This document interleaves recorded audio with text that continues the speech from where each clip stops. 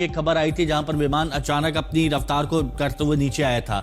अब आप समझिए यहां पर कि सोलर रेडिएशन का असर तो उसमें क्या, प्लेन के इंजन कंट्रोलिंग में खतरा, फ्लाइंग कंट्रोल डेटा में गड़बड़ी हो सकती है। जो फ्लाइंग कंट्रोल डेटा होता है, जो फ्लाइट को कंट्रोल करता है उड़ान के दौरान, प्लेन के इंजन कंट्रोलिंग में भी इससे समस्या आ सकती है। इसके साथ ही फ्लाइट की दिशा और उसकी गति पर भी असर पड़ सकता है। सोलर रेडिएशन का असर क्या है ये हम आपको बता रहे हैं। पायलट को प्लेन का सही डेटा नहीं मिलता, यह भी जानकारी आ रही है। और नेविगेशन सिस्टम पर भी इसका असर पड़ता है, जिस पर सबसे ज्यादा एक विमान डिपेंड रहता है।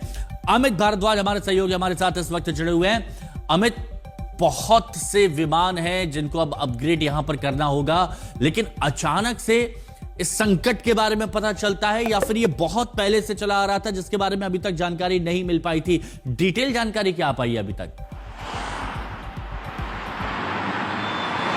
देखिए हिमांशु, इस वक्त सबसे बड़ी जानकारी और अहम जानकारी ये है कि एयरबस ने खुद अपनी तरफ से एक अलर्ट जारी किया। उनको एहसास हुआ कि उनके A320 मॉडल, A320 मॉडल की फ्लीट में कुछ प्रॉब्लम है और उससे कई विमानों पर असर पड़ रहा होगा।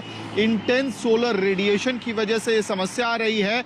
और जो डेटा होता है जो फ्लाइट कंट्रोल्स के लिए बहुत क्रिटिकल होता है, यानी कि जहाज उड़ाने के लिए जो फ्लाइट कंट्रोल्स होते हैं वो डेटा करप्ट हो सकता है, इसकी संभावना बनी हुई थी। जिसके बाद उन्होंने एक इमीडिएट प्रिकॉशनरी एक्शन का अपडेट डाला और इस लिहाज से जो ऑपरेटर्स होते हैं उनके लिए नोटिफिकेशन इशू किया गया। और तुरंत ही बिना किसी देरी के यूरोपियन यूनियन की जो सिविल एविएशन की अथॉरिटी है, एजेंसी है EASA, उनको कहा गया कि आप एयरवर्दिनेस डायरेक्टिव इस लिहाज से जारी करें ताकि जो भी ऑपरेटर्स हैं दुनिया भर में उनको तुरंत पता चल जाए कि फिलहाल A320 की जो उनकी फ्लीट है उसको ग्राउंड करना है, डिले करना है और उसके जो मैन्युफैक्चरर है यानी कि एयरबस के संपर्क में आना है इसको ठीक करने के लिए। अब क्या तब्दीली हो सकती है ये हम समझा देते हैं अपने दर्शकों को। इसमें सॉफ्टवेयर अपडेट से भी हो सकता है काम चल जाए, लेकिन एयरबस हार्डवेयर अपडेट को रूल आउट नहीं कर रहा है।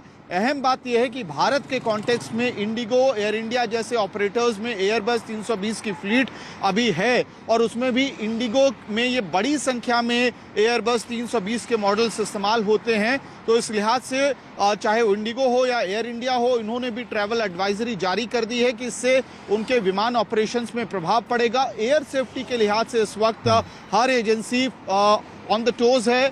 एयरबस के कांटेक्ट में ऑपरेटर्स निश्चित रूप से हैं और इस समस्या को जल्द से जल्द रिजॉल्व करने की कोशिश हो रही है। अच्छा अमित, आप हमारे साथ बने रहिए। ये एक बार फिर से बताना बहुत ज्यादा जरूरी है और हमारे दर्शकों को भी यहां पर समझना होगा कि A320 विमानों के लिए ये बहुत जरूरी खबर है। ये सारे जो विमान हैं ये अपग्रेड होंगे। अब भारत में इंडिगो एयरलाइंस भी है, एयर इंडिया भी है। अब विमानों का रडार सिस्टम अपग्रेड यहां पर किया जाएगा। इंटेंस सोलर रेडिएशन का खतरा यहां पर बताया गया है A320 एयरबस विमानों पर। अब इसका खतरा क्या है? विमानों का जो डेटा है वो डेटा करप्ट हो सकता है, यह जानकारी मिल पाई है।